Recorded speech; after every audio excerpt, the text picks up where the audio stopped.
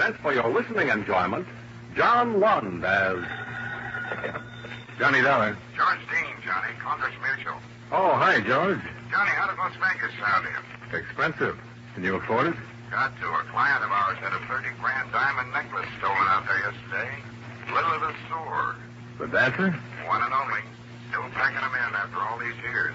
And still the same two weaknesses, Johnny. Gambling and collecting young men. Well, they say every girl needs a hobby, George. Not two hobbies, though. I could run into money.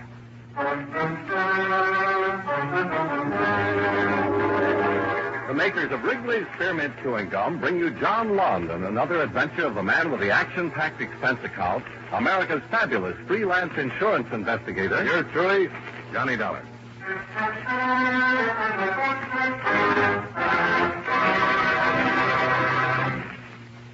Wherever you go, whatever you do, enjoy chewing Wrigley's Spearmint Gum.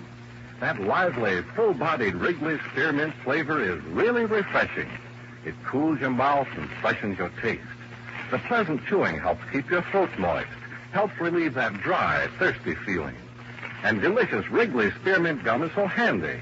Just slip a package into your purse or pocket and you've got refreshment right at your fingertips. Chew Wrigley's Spearmint while you're working.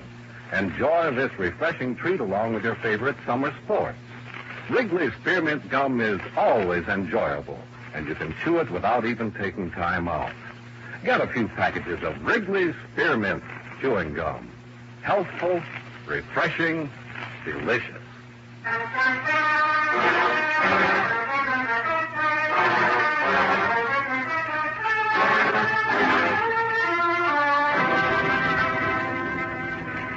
Expense account submitted by Special Investigator Johnny Dollar to Home Office, Concourse Mutual Assurance Company, Hartford, Connecticut. The following is an accounting of expenditures during my investigation of the Jones matter.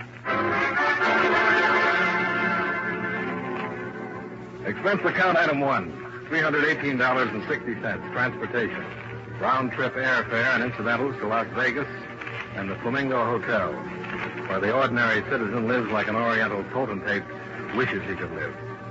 After checking in, I took a short walk down the street to Lily Lesueur's hotel.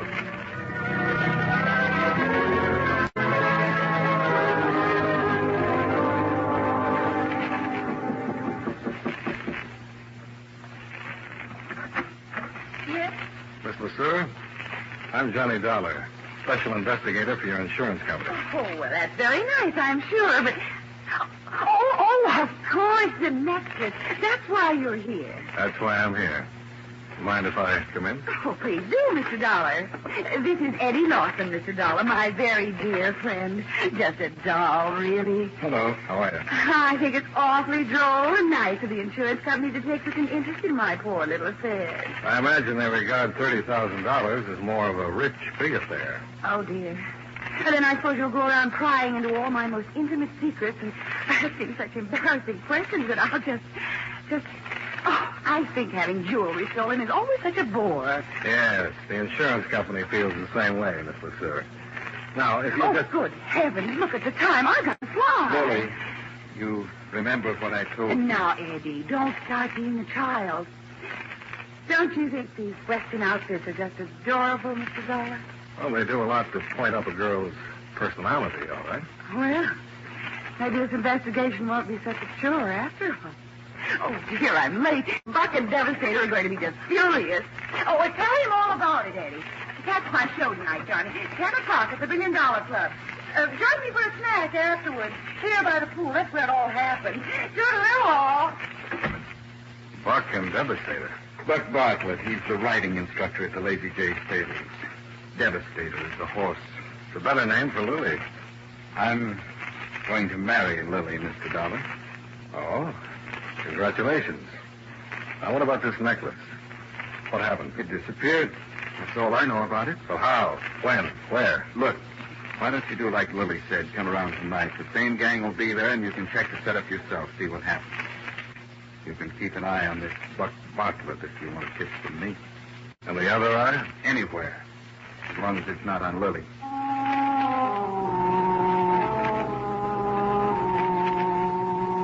Expense account item 2, $2.50. Lunch at the hotel. And $12 for a hired car to the Lazy J stables. Horses for hire. English or Western style saddles. Instructor available. A Western style instructor, as was soon painfully obvious.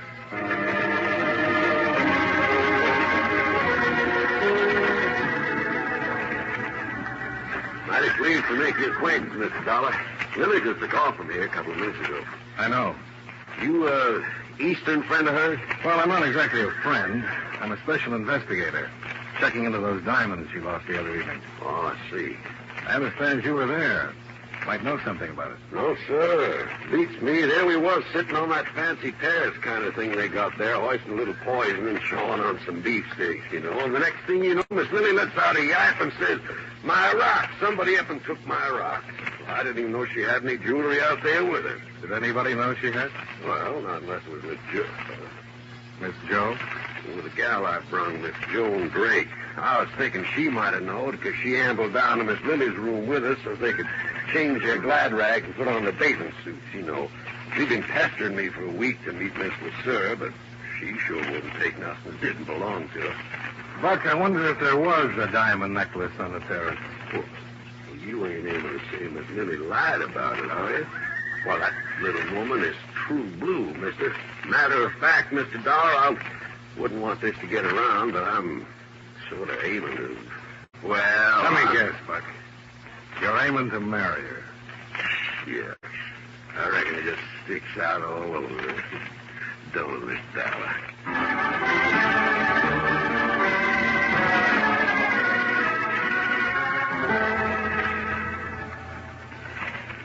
Well, seems I was having a late supper, Mr. Dollar, out there in the open by the pool. It was after Miss LeSueur's last show, so the four of them had the place pretty much to themselves. And who were the four, Marshal? Well, there was Miss LeSueur, of course, and this young fellow she brought with her from the East. Eddie Lawson? Yeah. Don't know much about him, except she's dang near old enough to be his mother. You'll have to admit she doesn't look it, though. She sure don't. Well, the other young fellow's the one you talked to, Buck Bartlett, he calls himself. Oh, yeah, the Texan. Yeah, oh, he's about as Texan as you are, Mr. Dollar. Came here from Los Angeles.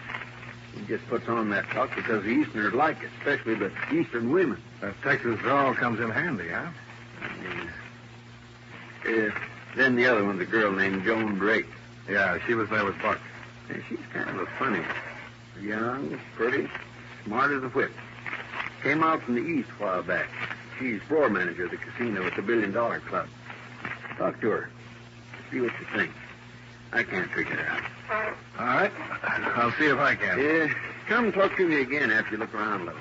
Fine, I will. Ha! You know, I've seen these slot machines all over town. The last place I'd look for one is in the marshal's office. Well, that's kind of very special. Guess I might as well take the jackpot with me.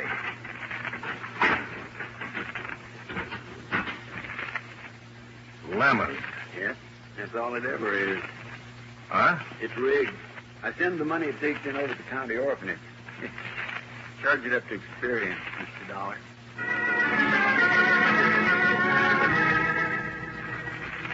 Expense account item 3, $1 for experience and information from the marshal's office. And $17 miscellaneous expenses at the $1 Billion Club, where miscellaneous covers a lot of different items. One item is the roulette wheel.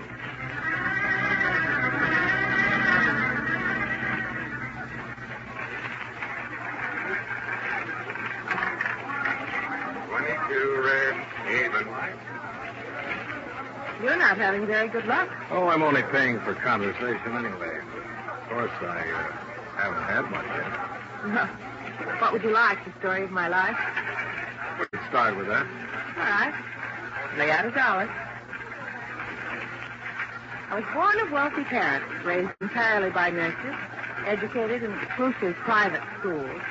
I was graduated from the Swank College, which I shall leave nameless. You like it so far? Well, it isn't original, but well told. Go on. Lay out another $1. You just lost that one. Now, where was I? Oh, yes, the divorce. Quite sensational, really. Father's clients withdrew their accounts into court. He was bankrupt within 3 months and dead by suicide within 6. You see, the other woman jilted him, and I, a tenderly nurtured sapling, was cast out into the world to sink or swim. Well, never fear. Heaven will protect the working girl. Oh, that was awfully funny. Yeah, it was a scream. 14 even. And, what did you do with the necklace? What? What is this? Who are you? Johnny Dollar, insurance investigator. And you're Joan Drake, who wanted badly to meet Miss LeSueur, who changed clothes in her room with her, who was the only one who knew she had the diamonds out at the pool, who works here for about, $50 a day and could probably use $30,000. 22 even. And I asked you what you did with the necklace. I think that ought to cover the what is this? Mr. Dollar, if you'd like to play roulette, by all means, stay around. But I'm afraid I don't have any more conversation. Not at these prices. I thought I was overcharged for what I got. And this will kill you. The whole story was true. Repeat And with all that background, running a casino is the best you could do? The best for me. There's glitter and glamour and sparkle. And that's what I was brought up to expect. The diamonds sparkle a lot, too, Joan.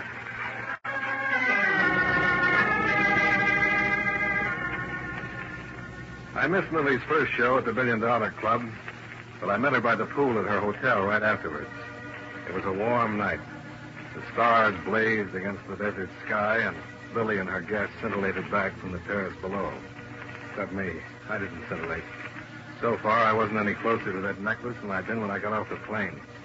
I had the feeling I'd learned a few things, and at the same time hadn't learned anything. And Lily didn't help much.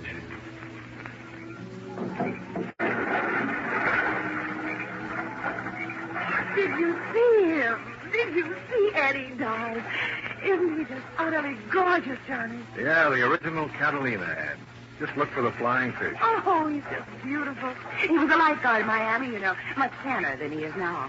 I see. Look at Buck watching. It makes me so terrifically jealous, and Eddie knows it, too. Aren't they both just screamingly cute? Strange. How about that necklace, Lily? Oh, it's too nice tonight. Let's worry about it tomorrow. Let's worry about it tonight. Oh, Johnny. Might as well go along with him, Lily. He's got a one-track mind. Joan, darling, I didn't see you there in the shadow. Just soaking up glamour, honey. Where were you sitting that night, Lily? Why, by the oddest coincidence possible, right in his very chair.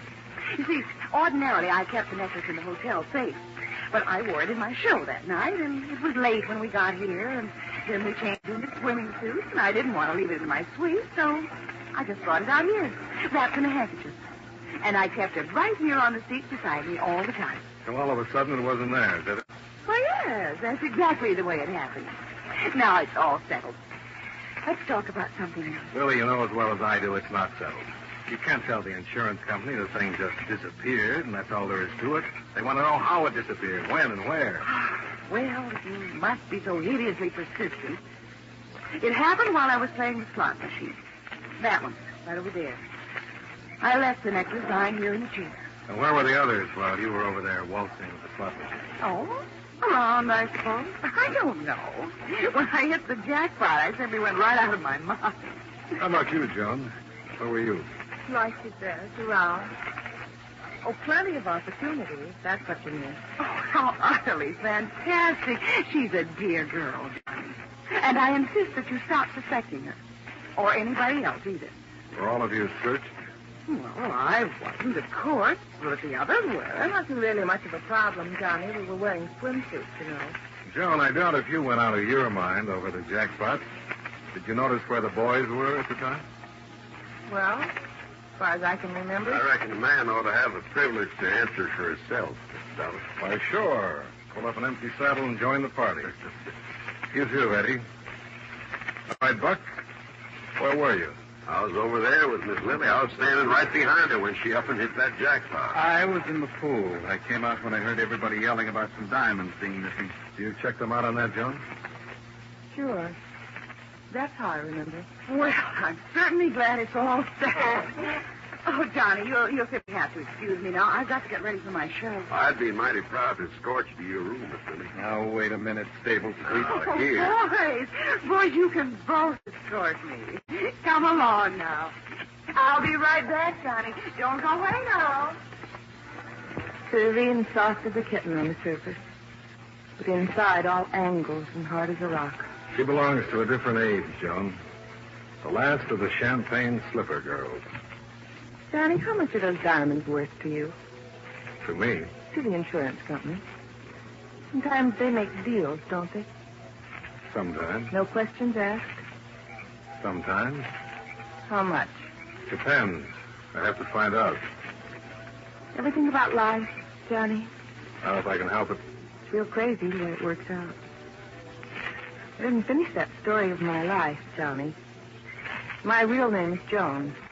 My father was Jonathan Vanderley Jones. Jonathan Vanderley Jones. But if that's true, then... Yeah.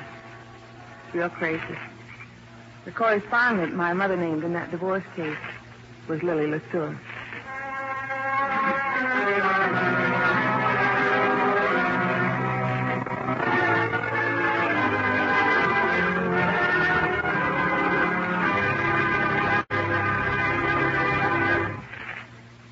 Friends, you know Wrigley's Spearmint Gum is a delicious treat that millions enjoy all year round.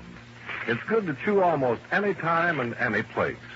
In warm weather, you'll enjoy especially the refreshment that Wrigley's Spearmint Gum gives you. When your mouth feels hot and dry, or when you're feeling warm and tired, chewing Wrigley's Spearmint Gum gives you a pleasant little lift. It cools your mouth, moistens your throat, and refreshes your taste. Besides, chewing on a good, smooth piece of Wrigley's Spearmint Gum seems to add enjoyment to whatever else you're doing. So always keep some Wrigley's Spearmint Chewing Gum handy. Enjoy it at home, at work, wherever you are. Remember, that's Wrigley's Spearmint Chewing Gum. Healthful, refreshing, delicious.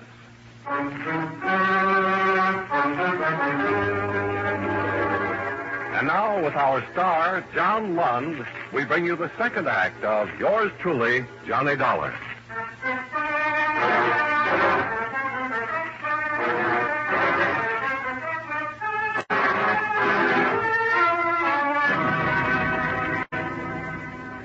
Expense account item 4, $5.90. Supper snack with Joan on the hotel terrace. I sat there trying to put things together. Either Joan had suddenly spotted something that had tipped her off to the thief, or if she'd taken the diamonds herself, something had caused her to decide on a deal. But which? And what was it? I tried to remember what had happened just before, what had been said, and got nowhere. You know, Johnny, it's funny. I've always been the innocent bystander. Up until now. Maybe that's what you ought to go on being. Unless you stole it yourself. Would the daughter of Jonathan Vanderley Jones turn out to be a thief? She might, for money and other valuable considerations. Like, for instance? Like a chance to hit back at the woman who ruined her father. Oh, you're heading up a dead-end street. Maybe you are, too. Well, I guess we're expecting at the $1 Million Club. Not I. Little Jones got work to do. So is little Johnny. Maybe we'll meet in the same playpen. Somehow I don't think so. Bye-bye now.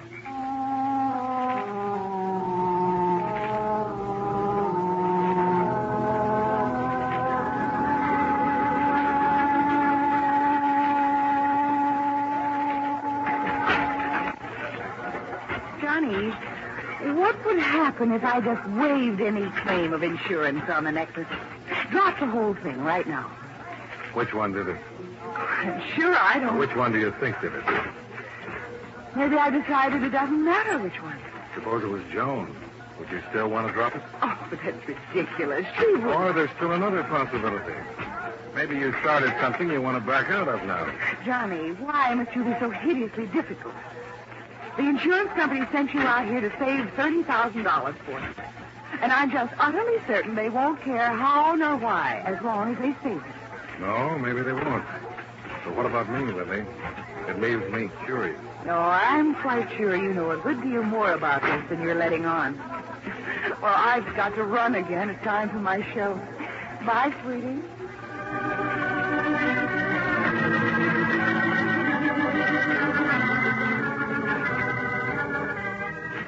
Expense account item 5, $10 for an hour and a half of more miscellaneous at the $1 Billion Club. Lily was in too much demand for any chance of a quiet talk. My other 3 chums weren't around. I was trying to decide whether to go back to the hotel when I was paged over the public address system. I picked up the phone at the end of the bar. Johnny Dollar. Marshal Kimberly, Mr. Dollar. Oh, yeah. What's up, Marshal? Well, it looks like one of those necklace people got herself in a mess of trouble a while ago. Oh, what do you mean? I'm calling from the parking lot. She's that Joan Drake girl. Found out here in the back seat of a car. She's dead.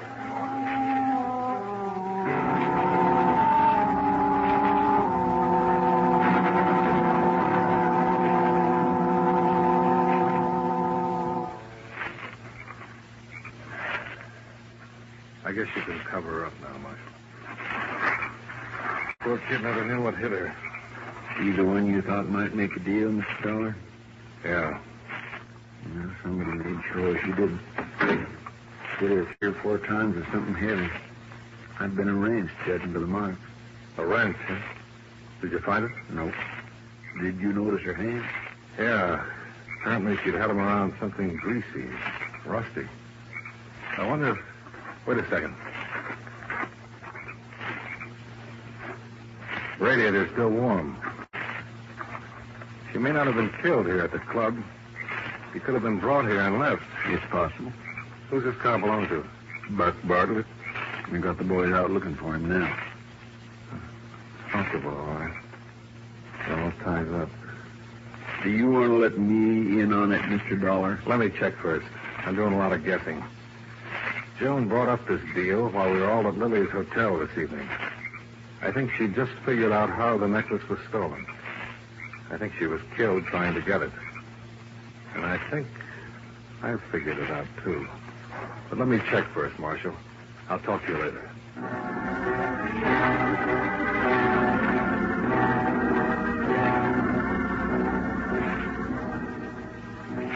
10 minutes later, I was alone on the deserted terrace beside the swimming pool at Lily's hotel.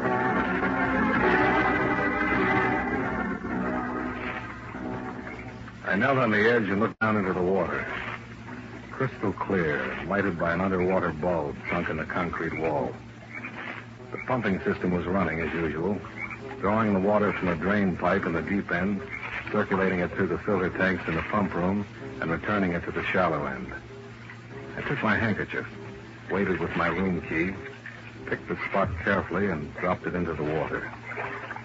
I watched it sink down toward the drain. Down, down. Then suddenly it was caught by the current and sucked into the drain. So far, so good. The next step was the pump room.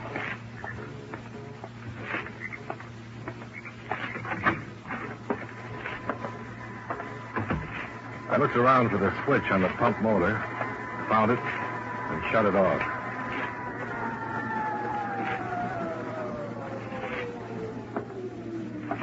There was a crescent wrench laying on the window ledge. It was shiny and clean. No use worrying about fingerprints. I picked it up and started to work on the rusty cover bolts on the strainer tank. Probably the same way Joan had started. Not if you're clever, she said. Well, she was clever. Well, not clever enough. Inside the strainer tank, laying in the wire basket, was my handkerchief and room key. And beside it was Lily's diamond necklace.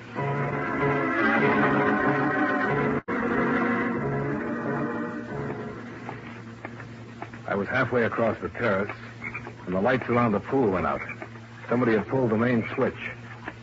I stopped and listened, waiting. But when it came, I was caught off guard. Somebody hit me and knocked me into the water.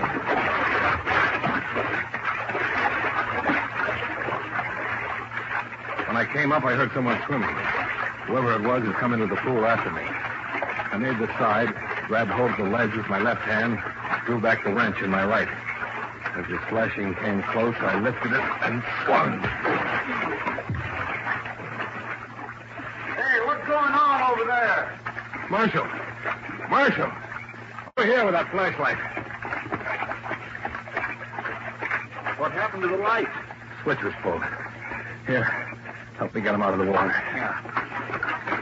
Let me have it. There we are. His luck ran out, Marshal. This time, I had the wrench.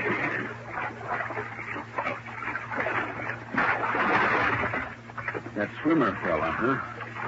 Eddie Lawson. Yeah. I found the necklace in the strainer of the filter system, where it's been all the time. He was lying when he said he was in a pool when Willie hit the jackpot. He went in right afterward. During the excitement, took the diamonds with him. Joan knew he was lying, and she figured out what he'd done. She was a smart kid. Too smart.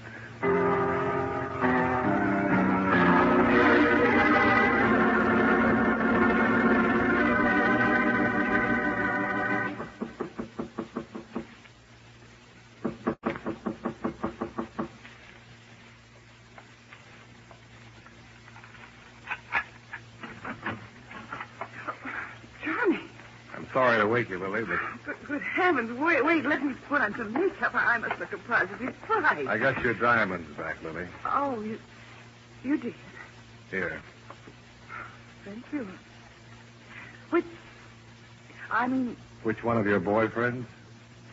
Why don't you give up, Lily? Time moves along. The years add up. I'm not harming anyone. Aren't you? Joan is dead. Eddie killed her over these diamonds of yours. Dead? She's dead? It's all right, though, as long as you're not harming anyone. But how could I know? I didn't mean any harm to that poor girl. Eddie could have had the diamonds if I'd known. They didn't matter, Johnny. Just a gift a long time ago. I don't even remember who it was. JVJ? Those are the initials on the clasp. That's who it was. Jones. Some fool named Jonathan Vanderley Jones. They didn't mean a thing to me.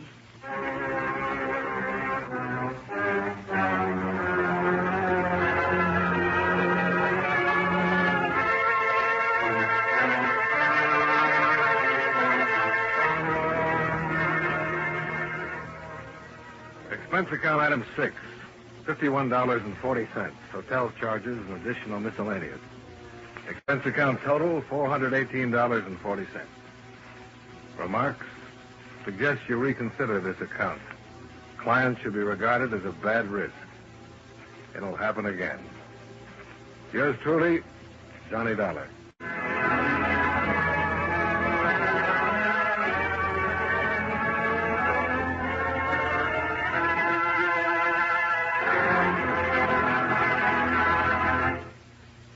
Remember, friends, wherever you are, whatever you do, enjoy chewing Wrigley's Spearmint Gum. That lively, full-bodied Wrigley Spearmint flavor is really refreshing. It cools your mouth, moistens your throat, helps keep you feeling fresh and comfortable. The smooth, pleasant chewing helps keep you feeling relaxed, too. So you naturally feel better, work better, get more fun out of doing things. Remember, too, Wrigley's Spearmint Chewing Gum is a refreshing treat you can enjoy almost any time and any place. Just slip a stick into your mouth whenever you want it. Do as millions do. Keep Wrigley's Spearmint Chewing Gum handy and enjoy it often every day. That's Wrigley's Spearmint Chewing Gum. Healthful, refreshing, delicious.